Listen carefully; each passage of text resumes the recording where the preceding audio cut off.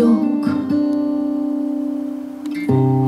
Nedensiz sorular geçiyor aklımdan, işte bana neden diye sorma, hayat geçer işte.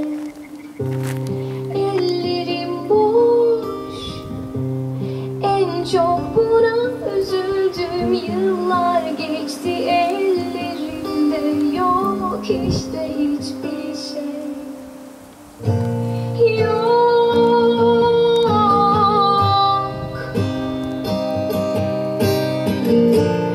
yok, Vay be, oldu. yok.